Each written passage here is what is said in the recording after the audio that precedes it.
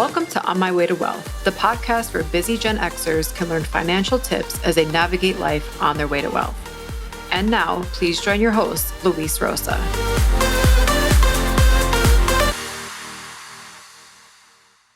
Hello, welcome to another episode of On My Way to Wealth. My name is Luis, and I'm your host. Today, I have a very special guest, Dr. Daniel Crosby. He is a psychologist and behavioral finance expert who helps organizations understand the intersection of mind and markets.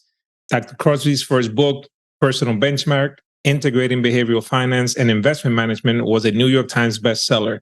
His second book, The Laws of Wealth, was named the best investment book of 2017 by the Axiom Business Book Awards and has been translated into 12 languages.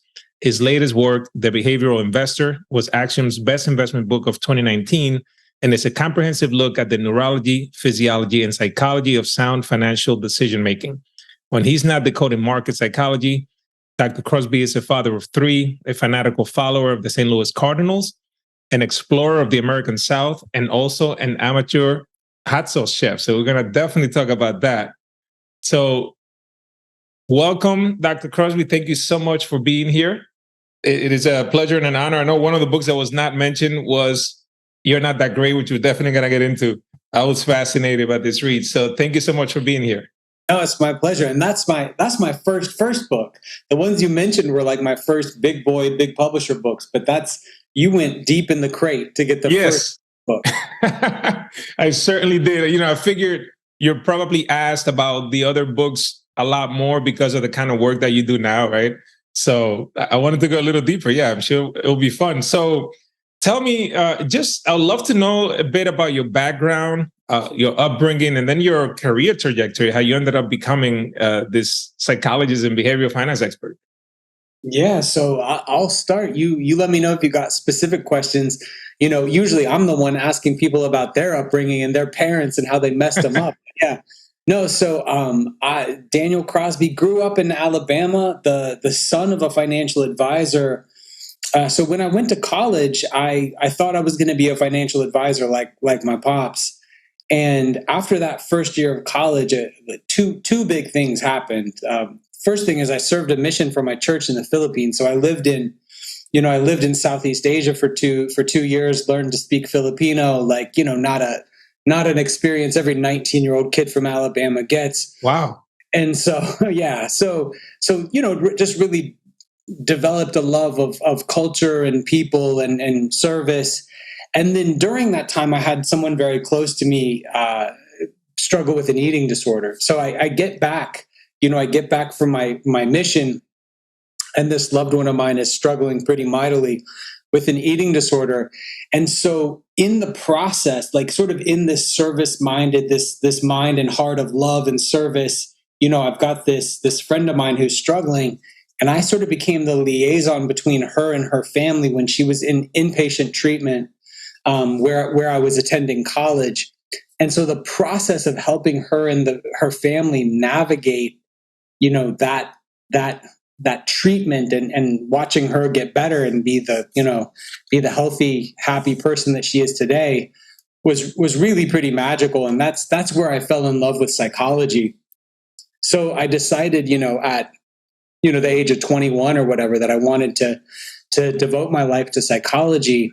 Graduated at 23, started a PhD program 3 days later, and toward the end of that PhD program was really just burning out. Really the process of when you talk to someone and you listen to someone deeply, it's exhausting, right? And so talking to 40 or 50 people a week who are in the throes of some of the heaviest stuff imaginable really just took a toll on me. And so I came to my pops and said, look, I love helping people. I love human behavior, but I need to find a way to apply my study of human behavior that's not so heavy. And he said, well, hey, there's a ton of psychology in my work. And, I was like, what are you talking about? Like I had always sort of seen my dad as a salesperson and a numbers guy, a stock picker. And so fast forward, that sort of conversation with my dad is what pointed me in the direction of the work I'm doing today. Oh, that's fascinating. Yeah, there's definitely some parallels, and I could relate to the burnout side of it because, not as much as a psychologist, right? We're not seeing like 40 patients a week or anything, but I feel like in the personal finance realm, we as advisors are also dealing with a lot of people's problems. you know, I hardly ever get a prospect that's just looking for a comprehensive financial plan. There's usually there's a pain point there that they're looking to be solved. So we are dealing with problems consistently, and I'm glad you bring that up because I find that, sometimes as advisors, we feel the same burnout. And I don't know what the answer is for us to be like, how do we, recharge and renew that battery, so that we can better serve our clients. But I'm glad that your dad pointed that out because you were able to then find kind of like a new angle on the same profession ultimately, right? Yeah, that's right. And you think about someone like a financial advisor. When you look following the great financial crisis, there's research that shows that financial advisors, the vast majority of them, 90 something percent, were experiencing clinical levels of anxiety, depression, and in a minority of cases, even post-traumatic stress. Because you really are, just like a good counselor, money touches every part of our lives. When you look at the top stressors, like recent stress survey that came out, the top stressors in the lives of Americans, number one was money. Number two was work. Number three was the economy. Bro, that's money, money, money. Yeah. Right? You know what I mean? Like when you look at, and number four was family. So like when you look at the things that stress us out, money's at the top of that list, and people are bringing those stresses and laying them at the feet of a financial advisor. So it's really something to be aware of and to take care of yourself. Yeah. And, that's interesting, the top three that you mentioned, because it's like, if you hate your job, which a lot of people are very, very unhappy with what they're doing, right? But they can't quit because they need money, right? So it's like a vicious cycle of those top three stressors. I feel like they keep just being very present in people's lives, and ultimately, then that number four, family, which I feel like money probably trickles down to that too, because there's something that it's going to impact decisions, we want to move to a new house, right? Just this other things that may be discussed within the family, move to a new neighborhood, move to a new state, but it all takes money, right? Job, how's the economy doing, right? So that's fascinating. Well, thank you for sharing that with us. I know you mentioned about exploring the American South. So I definitely want to hear a little bit about that too. I know you're currently in Georgia. So what is one of your favorite trips you've taken then within the U.S. in the South? So that's a great question. So I grew up in North Alabama, and I live in Atlanta because to me, Atlanta has the best parts of the South without some of the worst parts of the South. It's got great weather and good food and nice people, but not some of the small-mindedness that I think you see in other parts of the world in smaller towns. So I think, to me, for people who haven't been, Atlanta's got to be the top of the list. If you're looking for sort of a quaint, old-school Southern experience that feels like you step back in a time machine, Charleston is an incredible place. Gorgeous architecture, great history, delicious food, really fascinating culture. If you love the outdoors, Chattanooga is really nice, and so is Asheville. If you're into rappelling and hiking and things like that, kayaking, I would say that Asheville, North Carolina, and Chattanooga, Tennessee are kind of your spots. And then I got to give a shout out to the Alabama beaches. Most people think about Florida as having, and I mean, Florida has some gorgeous beaches too, but the Alabama Gulf Coast is just really gorgeous and has white sugar sand beaches, some of the nicest you'd ever find. Oh, nice. I would love to visit. Actually, I have a sister that lives in Cleveland, Tennessee, which I feel like is pretty close to Chattanooga. So I'm going to organize a trip at some point to definitely take advantage of all that, check out Nashville and everything. Oh, that's awesome. Beautiful. Come through. Yeah, for sure. Yeah, we were actually in Buckhead not too long ago in August for the BLX internship founders meeting. So that was my first time in Atlanta, but very short lived. I definitely want to go back. So yeah, thank you for sharing that. I wanted to ask you about just behavioral finance in general. Like, how would you describe the concept of what behavioral finance is? So here's my simplified definition. So behavioral finance is just the study of money that accounts for the messiness of humanity. So when you look at like the old school traditional econometric models, they all assume perfect rationality on the part of humankind, right? They assume that we're always going to make decisions that are in our best self-interest. And anyone who has lived for very long could give some pretty, some pretty specific instances of where they haven't always done things that were in their best interest, especially when it comes to money. So, when it comes to the practical study of money, we don't need theoretical models that paint us all as perfect decision makers. We need to get messy with it, and that's what behavioral finance does. Gotcha. Yeah, I love that. Messy, I think, is a great word to use.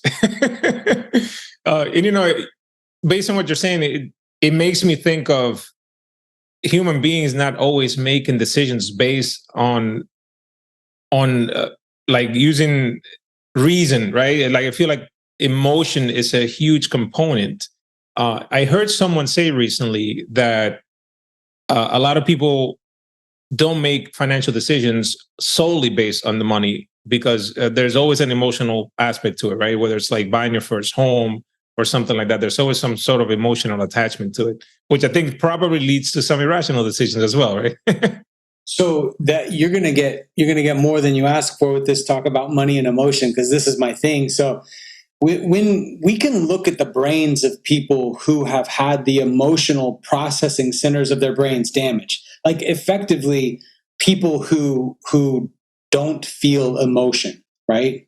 And so what we see here is two things. First of all, they tend to be pretty good at tasks like gambling and investing. So they don't, when they're at the blackjack table, they're just kind of playing the numbers. They're not making an emotional decision about being behind or trying to catch up or whatever.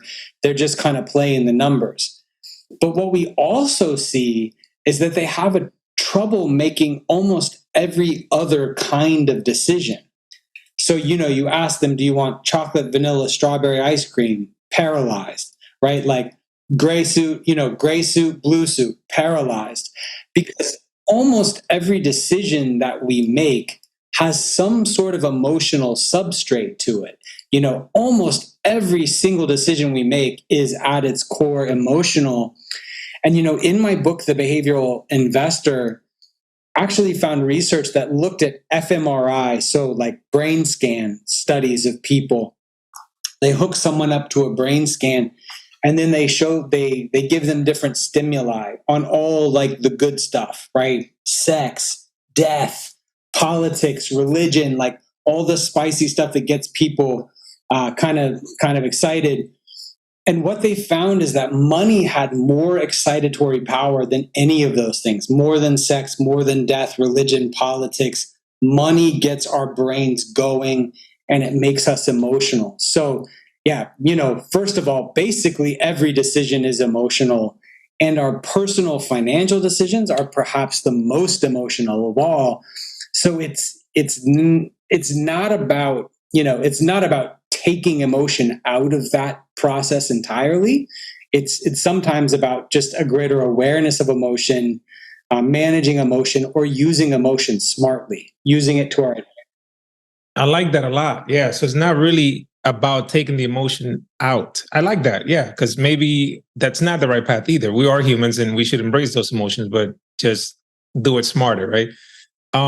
So based on that, do you recommend, like, let's say some people, they're impulse buy, right? So do you recommend, like, before a big financial decision, that you take certain steps just to make sure that you're not making the decision solely on emotions, or that you kind of, taking those into consideration, but keeping them somewhat controlled, or being more aware of them? Yeah, I think there's two things that we want to do. The first is we want to avoid emotional extremes, right? There's always some level of emotion, but there's an acronym that I stole from the anonymous programs like Alcoholics Anonymous, Narcotics Anonymous. they have this acronym called HALT, and it stands for hungry, angry, lonely, or tired. And sort of the idea is if you're in recovery, you should never make a big decision about your life when you're hungry, angry, lonely, tired, right? And the same thing is true of money. If you're super hyped, if you're super excited about something, if you're super down, it's probably not the right time for you to be making a big money decision. So that's like point number one with respect to emotion. Avoid emotional extremes. Point number two is look for ways to put emotion on your side, right?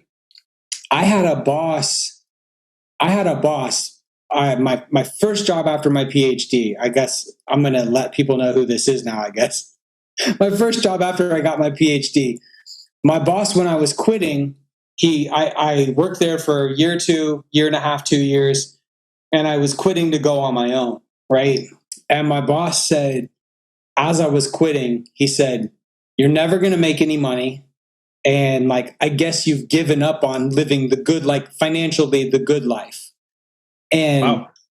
that was bulletin board material for me, still is, to some degree, to just say, this guy did not believe in me. Like, he thought I couldn't do it without him. And every success I've had along the way has been like, I'm not in touch with this person anymore, but sort of mentally, I'm like, hey, I'm going to show him, like that got me so upset. But it's like, it wasn't a debilitating upset. It was a motivational upset. And so sometimes there's ways in which emotion, like a strong emotion, right? Like to provide for your children, right? Like that's a super strong emotion.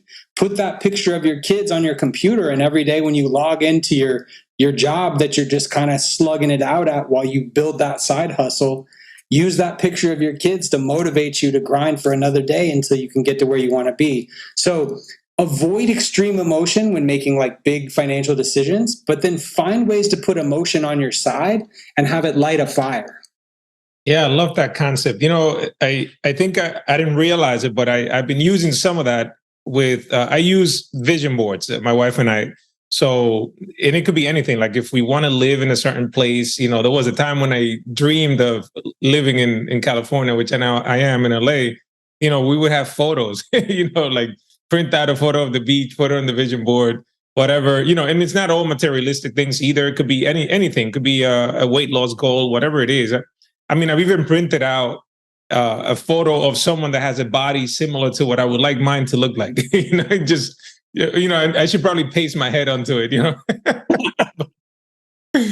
but, they are motivators, because not every day you're going to have the outcome that you're looking for, which is another thing I wanted to bring up and to see if you can kind of help us see how to process, like, when we're searching happiness, right? Like, I feel like, at least in my case, sometimes I've put my happiness tied to an outcome instead of the process itself, and maybe we do that too financially, because we might be saving for a goal, but you can't control the outcome, but you could control what you do, right? Yeah. There's a couple of concepts worth talking about here. So the first is this idea of what we call the hedonic treadmill. So, you think about hedonism as the pursuit of pleasure. Treadmill moves and moves, but doesn't get you anywhere, right? So we see this, right?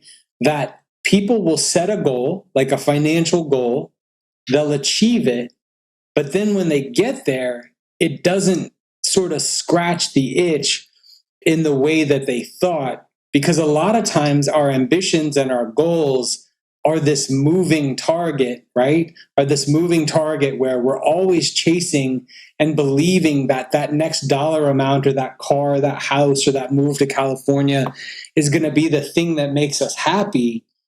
And, what we know from the psychological literature is a couple of things. Like, the absence of money is miserable, right? Like, the absence of money can make you very sad, right?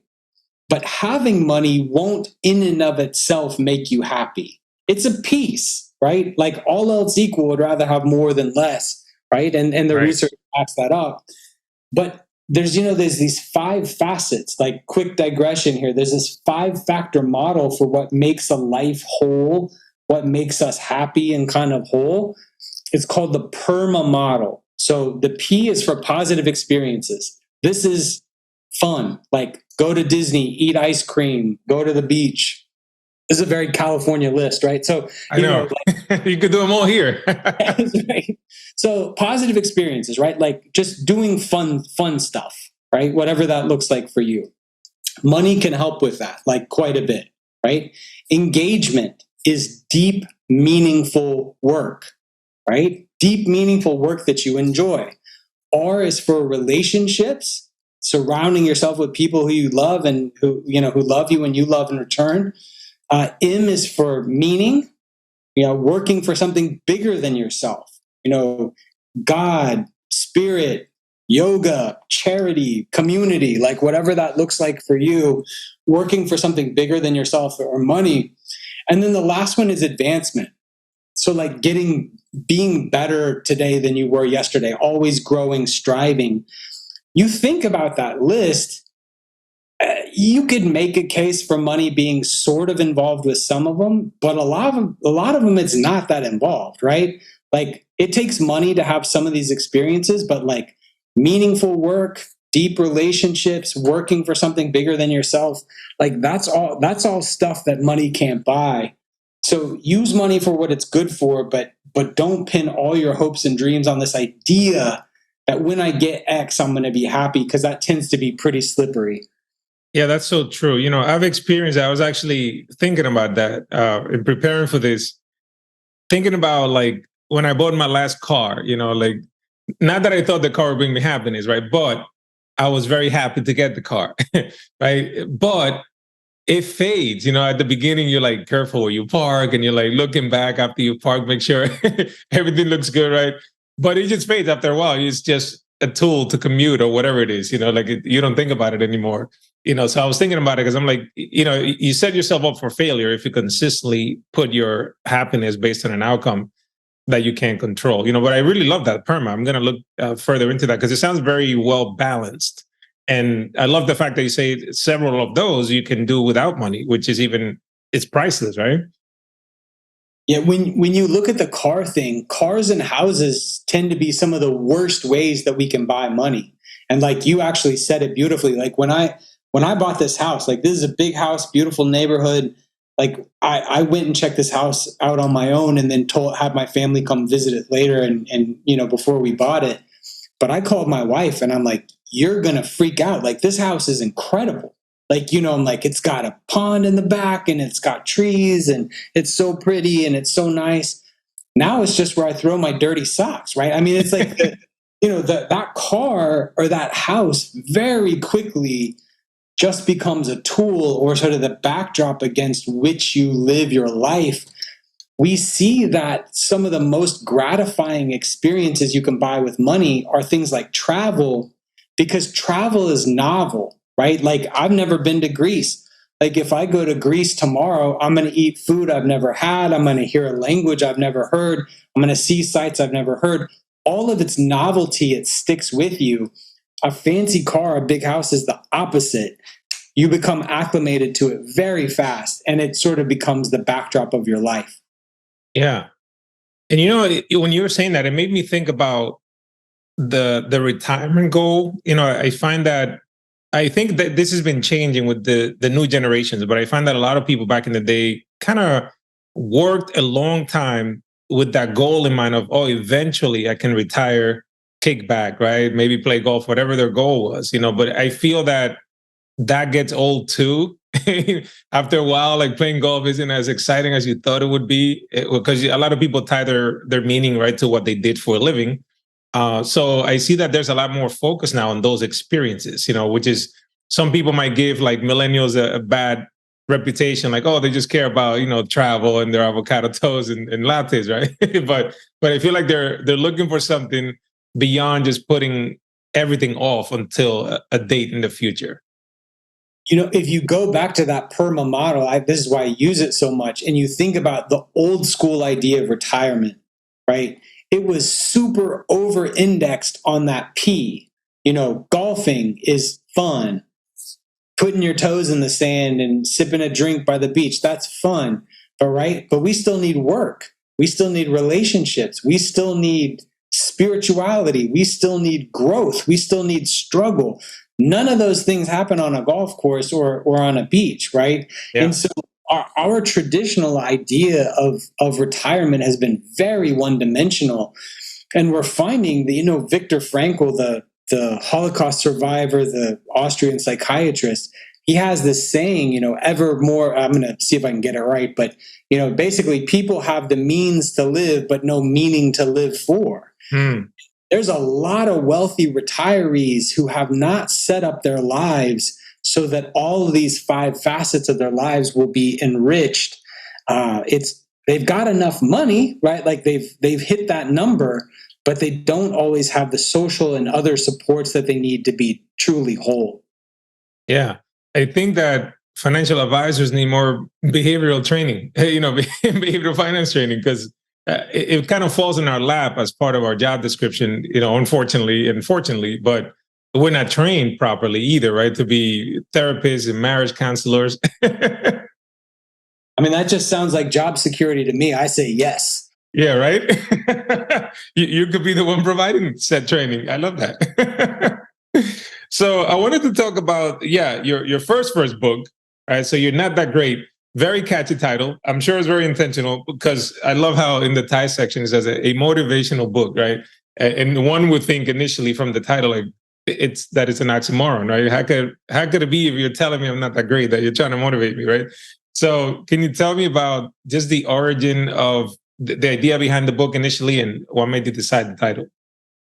So the origin of the book, I got asked, I don't even know when that book came out, many years ago, 12 or 15 years ago, to give a TEDx talk. And the name of that TEDx talk was You're Not That Great. Yeah, 2012, it looks like. 2012, yeah. So basically what I talked about in the TEDx talk, You're Not That Great, which people can go check out, is basically the ways in which owning your mediocrity can actually make you exceptional, right? So you look at something like investing, something like index investing. If people just buy and hold the market, right, through an index fund, that's the most average thing in the world to do, right? Like that's right. Sort of the embodiment of like, I'm not special. I don't have any unique insights into the market. I'm just going to buy and hold this index fund. Well, you're going to beat over the long term. You're going to beat like 90% of investors by just being average, right? And we look at it in other parts of our lives too, like, found all this interesting research. This need to be special actually leads to a lot of unethical behavior. I talk about Bernie Madoff in the book, and basically he was already super, super wealthy when he started defrauding people, but he never felt like he was part of that Wall Street Boys Club, and that was super important to him. These other parts of his life weren't where they needed to be from a PERMA perspective, and he really needed those accolades and the encouragement and the acceptance of his peers. And so he needed to be, he thought, this big shot hedge fund manager, and he got it by illicit means. And we talk a lot about how, people lie, cheat, and steal to be special. So the whole book is basically just like how sort of owning your own mediocrity and your own fallenness and your brokenness is actually a powerful thing. Well, one more thing, one of my favorite parts in the book is where I talk about mental illness, right? And talk about just struggle and pain and how everyone from, Martin Luther King to Gandhi and others that I talk about in the book, Abraham Lincoln, like struggled mightily with depression or anxiety. But you look at someone like Abraham Lincoln, like when your whole life has been like digging yourself out of a hole, right? Who better to lead the country when the country's down in a hole? Like, I mean, he has empathy he has gravitas. So the book is all about how sort of your own fallenness and your own brokenness and your own mediocrity can be a real pivotal source of your greatness. Yeah, I remember you mentioned Bernie Madoff said that he wishes he was caught sooner. And it was very interesting to me because you were talking about him not feeling like he belonged in the Wall Street Boys Club, right? And regardless of the money he had and the accolades and the yachts, right, helicopters, whatever, I was thinking about just people in general, how you hear the old saying of keeping up with the Joneses, right? And I think that social media has made that even worse now because a lot of people, not everyone, but a lot of people portray like their best self, sometimes not even real, right? But you're always seeing people, going out to eat at this great restaurants, fancy meals and trips and all this other stuff. And you don't get to see the stuff behind it. And I feel like a lot of people fall, in that trap of like, oh, look, so-and-so, what am I doing wrong? They get to take these trips. I'm here working hard, Yeah, the damaging part about social media is that you're comparing someone else's highlight reel, right, to your minute to minute, right? Like, if you post a picture on social media, it's because you looked good, you had a tan, you had your makeup on, like you were flexing, like whatever. Like, so you're only seeing other people at their best. Like you're seeing yourself like in the morning when your hair looks weird and your breath stinks and like you know every kind of insecurity and all the hard things you're going through. So it's such an unfair comparison. And this is why, like, I'm super strict. I've got 3 kids, one of whom is in high school. And we just don't let her, I mean, I'm sure she does it with her friends or whatever, but we just don't let her get on social media as far as we can help it because it's so bad for people's mental health. And it really is this unfair comparison of comparing the best moments of someone else's lives to every boring, frame by frame of your own life. Yeah, I think you're doing her a big favor. You get so caught up in the likes, so if you post something, get as many likes or so-and-so didn't like it, and sometimes I'm like, are we really living this life? We're like, oh, someone followed me or I follow them, they don't follow me back. I'm just like, I can't. This is not something I'm willing to devote that much attention to, So I was thinking about the A in PERMA, it's advancement, right? And I was thinking that perhaps a better lens would be to compare yourself to your older self, your prior self, and see if you've gotten better over time with your goals, whatever those may be, right? Maybe that's a better way to look at progress versus perfection. That's exactly the way to look at it. In my senior quote in high school, I'm going to mess it up, but it was something like, there's no greatness in being better than someone else. There's only greatness in being better to your former self. And the reason that I put that as my quote in high school is because I was a massive screw up, and I think I was trying to make myself feel better. I was like a terrible student. But there actually is a lot of wisdom in that. Again, comparing yourself to yourself is the only thing that makes any sense. You never know what someone else's struggle is. You never know the leg up they got. Right? Like, think about, you see it as an advisor, like, some of the wealthiest people probably didn't get there through their own efforts. And so, comparing ourselves to someone else is a slippery slope. And I think there's a lot of wisdom in what you said. Oh, thank you. Yeah, no, I think you're right about that. And it's a struggle for sure. I think it's been just magnified now because you carry your phone with you all the time, and there's always notifications. And every time you have downtime or you're bored, you just look at it and scroll, right? And like you said, I love the way you framed it. You're looking at people's highlight reels and comparing it to your frame by frame. Yeah, that's a very unfair comparison for sure. So, in the book you mentioned about us kind of like chasing the wrong dream, basically, I believe is how you framed it, right? So I wanted to ask you, like, what should we focus on then instead of, you mentioned like using your money for the things that truly make you happy, right? And tying it to your values. Yeah. So there's a couple of ways that, a lot of what I'm talking about in that chasing the wrong dream section, if you look at, I think I talk about home sizes. Home sizes in the US have tripled since the 50s. And, salaries are higher, all this. We're wealthier as a world and as a country than we've ever been. And yet, in this country, the life expectancy is falling for the first time in peacetime in the history of America. Wow. And it's extremely rare in any country. And the reason that our life expectancy is falling in America is because of what's called deaths of despair. So effectively suicide and overdose. And so you look at things like this epidemic of self-harm and suicide and overdose in the wealthiest country the world has ever known, at the peak of its extravagance and its abundance. And it tells you that we've got material wealth, but spiritual sickness. So when you look at wealth, there's a couple of ways where wealth does make you happy. And I think it pays to know those, right? It can make you not miserable, right? Like good food, like healthy food, warm home, roof over your head, insurance, safe school for your kids. That all helps make you happy. Yeah. Beyond that, getting out of stuff you hate, right? Like I haven't mowed my yard in a decade, and I hope I keep working hard and I never have to mow that thing again. Like, getting out of work we hate really buys us some happiness. So that's another good use of money. Travel with people you love, like time with people you value, is a big one.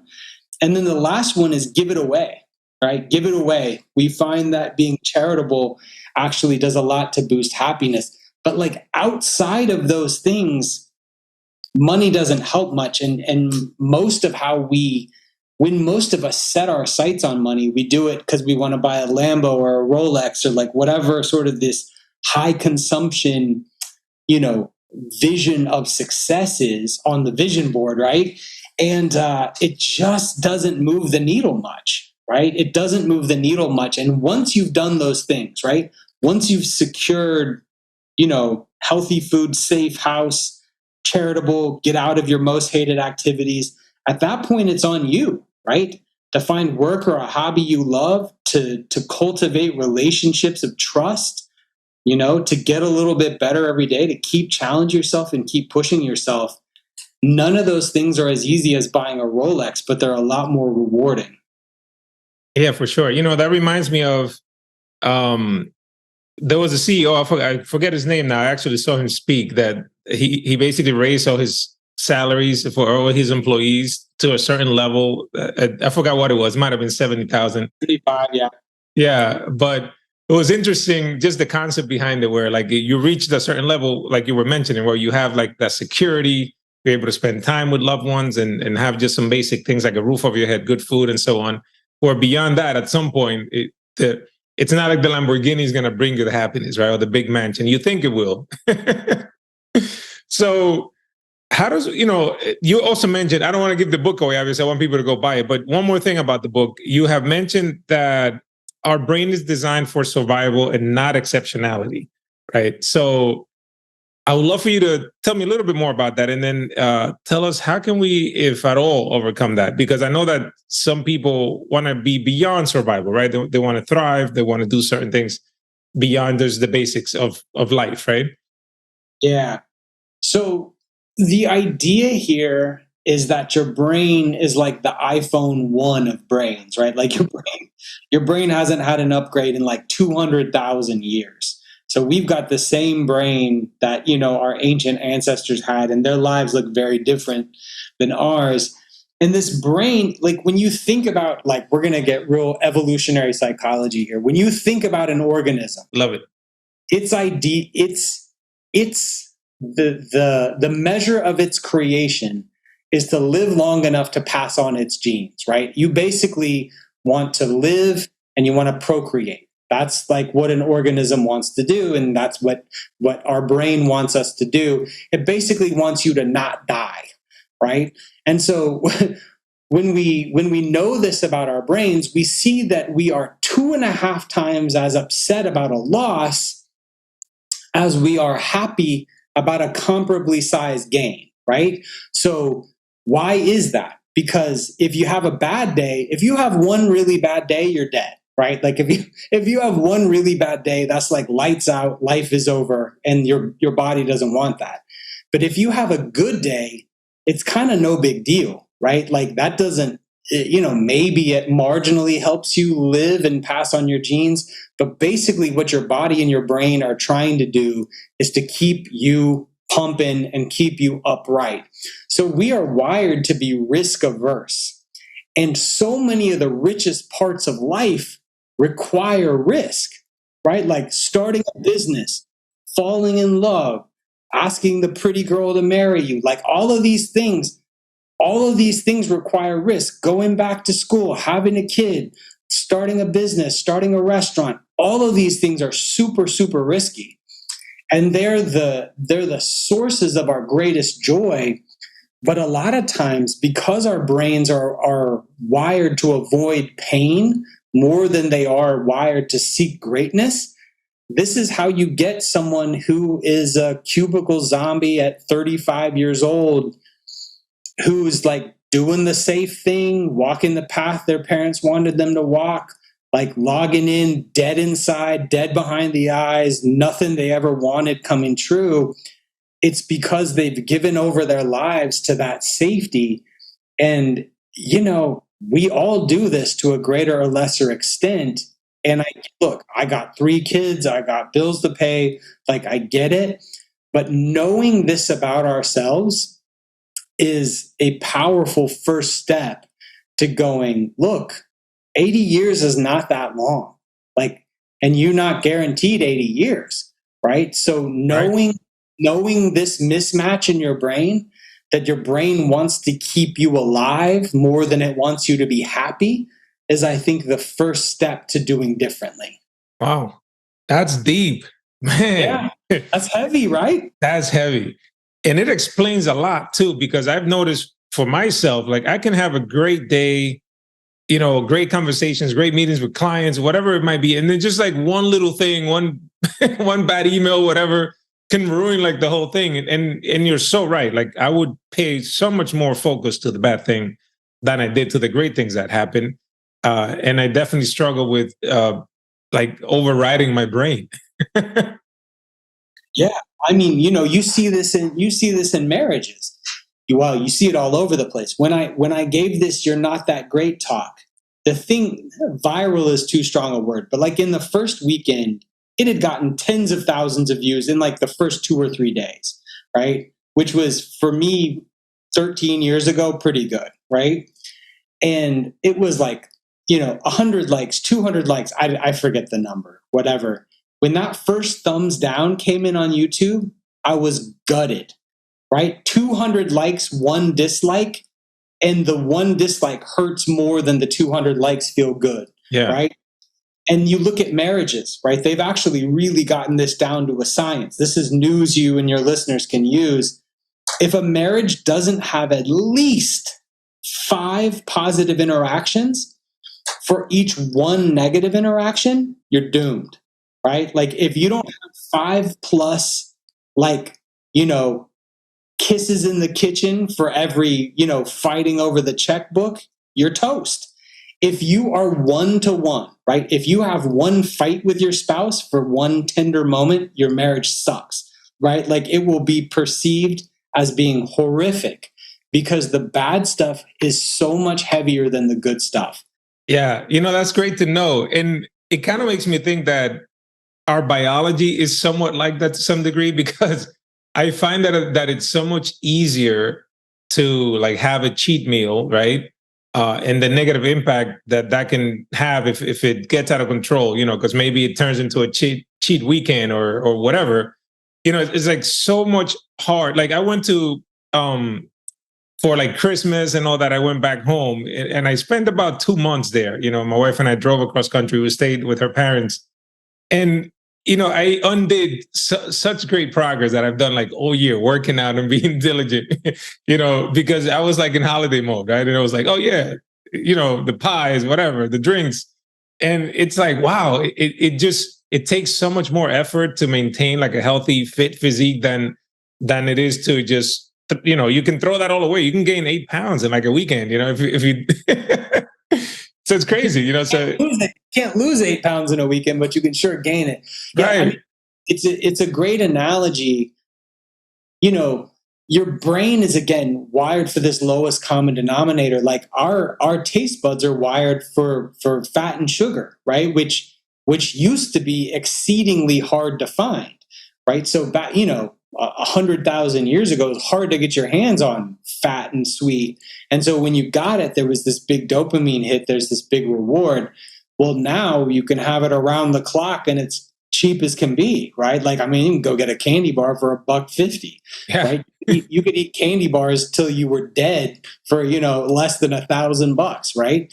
And so it's the peril of modern life is that our brain and our body are just wired for a different time and place, right? We are wired for a different environment. And maybe a million years from now, like the humans of that era will be better suited to their environment. But for right now, you and I are not wired to thrive in this current environment. Yeah, I think this should be taught in school, just like personal finance too. Like this really should be part of the curriculum in every school because this is real life stuff. I think a lot more people will be better served by it. So thank you for sharing all this. This has been amazing. It's one of the greatest conversations I've had in a very long time. Very enlightening. I can't wait to listen to the episode myself again because I know there's so many gems. I wanted to ask you just 2 quick questions before I let you go. For those watching and listening, I will be putting a link to the You're Not That Great TED Talk and your books as well. Anywhere else that people can find you? I know you have a podcast as well. Any websites or social media that you'd like to share? We'll put them in the show notes as well. Yeah, people, the best fight, You're Not That Great is good if you're into some of the stuff we talked about today. If you want to know about more of my work around the psychology of money, the book, The Laws of Wealth, is where I would point you. And the name of my podcast is called Standard Deviations. Honestly, it's kind of for financial advisors. It might leave you a little cold if you're not in the industry. But yeah, I'm on Twitter at Daniel Crosby and on LinkedIn, Daniel Crosby, PhD. Excellent. I will put a link to Standard Deviations, the books, your Twitter, LinkedIn, and the TEDx talk. So now let's talk a quick fun thing. So tell me, what is the hot sauce chef? So with each of my kids, I got 3 kids, and with each of them, one of the ways that we connect, I haven't got it with the little one yet, but one of the ways that we connect is we have these almost like businesses, right, that we connect around. So my oldest daughter is into streetwear. And so like we'll talk about, clothing trends and streetwear, and I'm trying to encourage her, like build out a business model, do this, right? My next one is my boy, my son, and he's really into hot sauce. And so he and I make hot sauce, and we work probably once a month. We'll whip up a batch of, habanero, serrano, jalapeno, hot sauces, and just give them out to friends. And we're just kind of workshopping it right now. Like it's not a business. We're just trying to perfect the recipe, get the family recipe tight. And one day I hope, one day I hope my daughter's a streetwear mogul and my son is a hot sauce mogul. But this is just sort of amazing vehicle, right? These things they love are a vehicle to teach them about markets and business and marketing and working hard. So we love to make hot sauce here. We're big. We go through it like crazy. So wow, I love that. Well, hopefully at the next conference I catch you on, you get, maybe bring a batch with you. I'll hook you up. Got you. We'll pass them out to some advisors. That's awesome. Thank you so much. So my final question to you is, say very briefly, you're with a total stranger in an elevator. It's going to be a very short ride, right? They just hopped on. They're probably going to hop off a few floors later. They don't know who you are. They don't know your website, your podcast, your books. Is there anything that you would like to share that you have learned throughout your life? Any tips, any advice, anything that you would just tell someone else that doesn't know you and will not be able to find you afterwards that you would like to share with them about life, money, anything? So I'll steal a quote from Friedrich Nietzsche, who said that he who has a why to live can bear with almost any how. This is the thing that I believe more fundamentally than anything else, that if you have a purpose and you're working towards that purpose, all of the pain, all of the hardship, all of the bad stuff that happens in life can be put in proper context as you work towards that big why. So I think humankind needs a why, something bigger than themselves that they're working for, just about more than anything else. Yeah, I love that. Yeah. Don't chase money just for the sake of having more of it, right? There's got to be something behind it to truly align with your values. Yeah, this is great. Well said. This is what they call a mic drop moment. So thank you so much. My pleasure. Thanks for I having me. appreciate it, Dr. Crosby. Stay tuned for some other amazing guests coming up in upcoming episodes. As always, send me an email at luis@onmywaytowealth.com if you have any questions, and we'll see you in the next episode. Thank you for listening to On My Way to Wealth. If you have any questions, please send me an email at luis@onmywaytowealth.com. The information provided here is for information and education purposes only. The opinions expressed herein are solely those of myself, unless otherwise specifically cited. Material presented is believed to be from reliable sources, and no representations are made by my firm or myself about other parties' information or accuracy or completeness. All information or ideas provided should be discussed in detail with a financial advisor, accountant, or legal counsel prior to implementation. Thank you.